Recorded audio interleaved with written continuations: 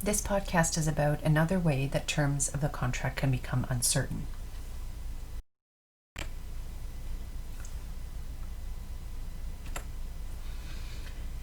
These problems arise when people wish to establish mutually binding obligations to do something in the future, but they can't articulate precisely in advance the manner in which these obligations shall be performed when the time comes. Even though the parties may have reached an agreement in the sense that the requirements of offer and acceptance are met, there may be no contract because the agreement is qualified by reference to the need for a future agreement between the parties. In a portion of Foley and Classic Cars that is not contained in your casebook, Lord MacNaughton states, "Unless all the material terms of the contract are agreed, there is no binding obligation. An agreement to agree in the future is not a contract, nor is there a contract if a material term is neither settled nor implied by law, and the document contains no machinery for ascertaining it." Basically, if a court cannot ascertain the responsibilities of one or both parties under the agreement, the court can't determine whether there's been a breach of the agreement.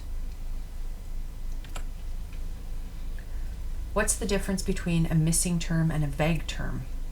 What is the difference between the consequence? Well, the allegation of a missing term is often more fatal than the allegation of a vague term, because if the term is vague, the court tries to give meaning to an already existing term. There's been a meeting of the minds, but the intention is not clearly expressed. Whereas if the term is missing, courts have to supply new words.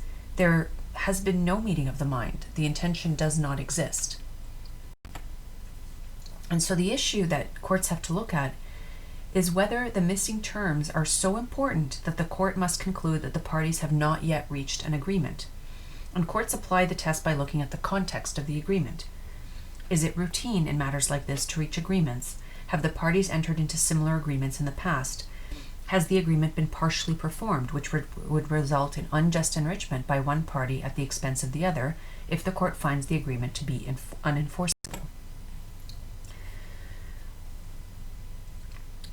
Ways that the courts can cure defects include finding a term by implication in the circumstances, which you'll see in Hillis. They can conclude that the incomplete part of the agreement may be severable from the rest of the agreement, as in the agreement might be divisible into separate parts, or perhaps the term on which there is no agreement is a minor matter. The trilogy of cases we're about to look at is where the parties left an aspect of their agreement unspecified, and the court asked, is it possible to determine the parties' obligations with respect to those elements of the transaction? In the first of the cases, May and Butcher, the plaintiff entered into an agreement with the defendant to purchase surplus tentage as it became available. The agreement required the purchaser to post a single deposit as security, £1,000, for carrying out the extended contract. In return, the board agreed to sell the total stock of tentage as it became available to the defendant. The agreement stated things like price to be paid, dates the payments would be made, quantities available for disposal, and dates for delivery. All of these would be agreed by the parties in due course. Ultimately, there was a change of control in the board, and the new board refused to perform its obligations.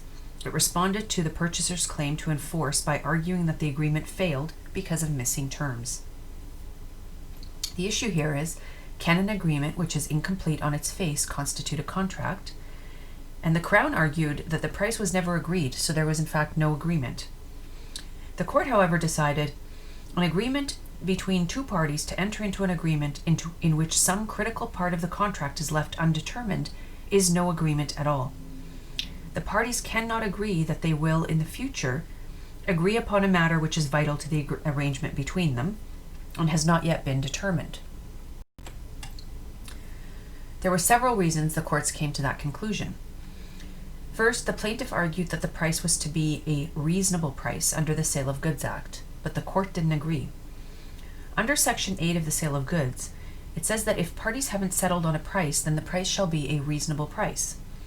And the court's view was that the Act provides for a case in which the contract was silent on the matter of price, whereas this agreement indicated that there would be an agreement between the parties on this matter. Also, the Sale of Goods Act says that where price is to be settled by valuation of a third party, and the third party refuses to do so, the contract is void. And here, the parties have similarly refused to fix the price, so a similar result was directed.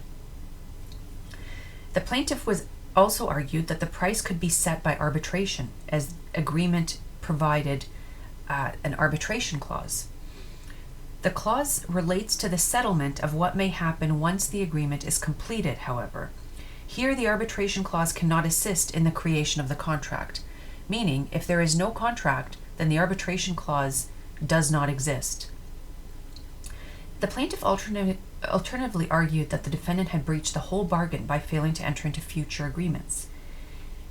But the court said that there's no obligation for the defendant to enter into future agreements. The plaintiff's £1,000 payment was a deposit for securing the carrying out of the terms of the contract when it was completed. It was not a consideration for an option. Now, let's go to this point about the courts and the agreement to agree on price. The court made a distinction on whether the contract says nothing about price and whether the contract says that the parties will agree on price. Here, basically they concluded that if a party says nothing about price, it is an enforceable contract, whereas saying they will agree on price is unenforceable. And so what you have to ask here is, has the party committed itself? Has the party fully agreed such that he or she has put the power of acceptance into the other party's hands with no further requirement on his part? What does this mean? It means that if you have a contract to buy goods, that can be relied on, as in the buyer can stop looking for an alternate source of supply. But if the agreement says that a seller promises to sell goods and says the price will be agreed upon, maybe it's not reasonable for the buyer to rely on it. The seller is still retaining discretion. The seller still must decide what the price is. This is a further voluntary act, and there's no commitment yet, which is how the court determined this agreement would be. In the second case, Hillis and Arcos, the agreement was between the plaintiff English timber firm and the defendant Arcos, the business representatives of the Russian government. And here the plaintiff agreed to buy 22,000 standards of timber, quote, of fair specification on very favorable terms in 1930.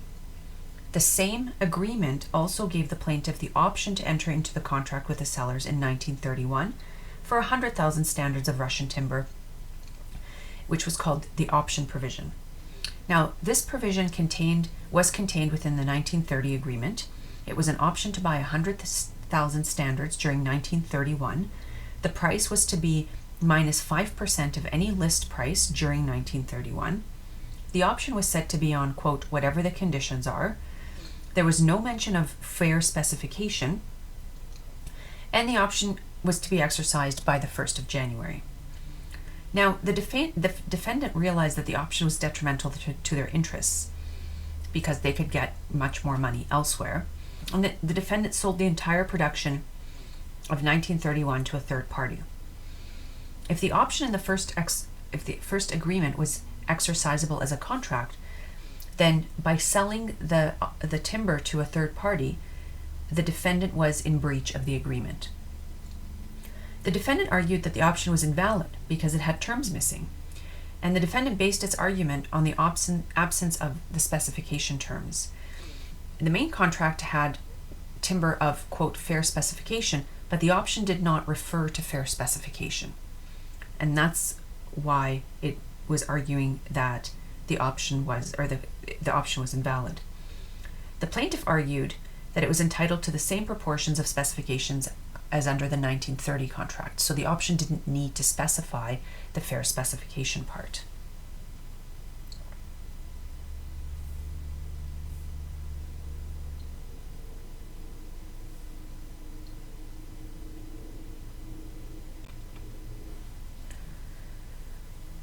In this case, the issue was, is the option provision a binding agreement?